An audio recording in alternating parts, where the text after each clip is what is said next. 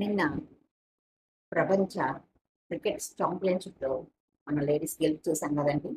అది వాళ్ళ గెలుపు అంటే వాళ్ళు చెమటోడ్చి దేశానికి మంచి గర్వకారణమైన పేరు తెచ్చారు. వాళ్ళ గెలుపు అంటే మనపై గెలుపే కదా! మనము ఆనందంతో చప్పట్లు కొట్టాం కదా!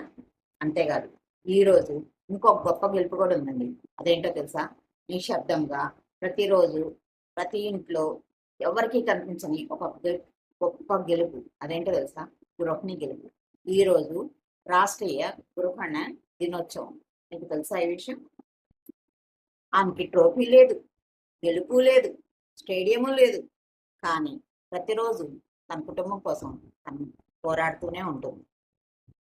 ప్రతిరోజు ఉదయం నుంచి రాత్రి వరకు పిల్లలు, భర్త, ఇల్లు, శుభ్రత, అలసట, ఆందోళన ఇవన్నీ తీసుకునేది ఒక ఇంటి గృహిణే కదా!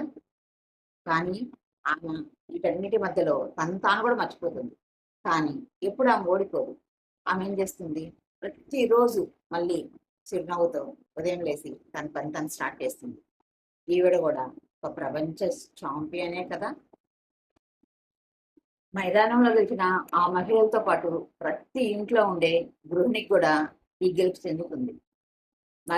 ఇది ఒక ఆటలో గెలిచిన గెలుపు కాదు. ఇది మహిళా శక్తి గెలుపు. మీరేమంటారు? ఈరోజు మనం ఒకళ్ళొకరు గుర్తించుకుందాం. ప్రపంచం గుర్తించకపోయినా నీ గెలుపు నిజమైన గెలిపే అని. హాయ్, నేను మీ Vani Poluri, emotional wellness coach for women. అంతేకాదండి, ఫౌండర్ ఆఫ్ నీ కథే నీ బలం. ఎలాంటి బాధలో ఉన్న మహిళనైనా ఇలాంటి గెలుపు వైపు ప్రయాణం చేయించాలనేదే నా వర్క్.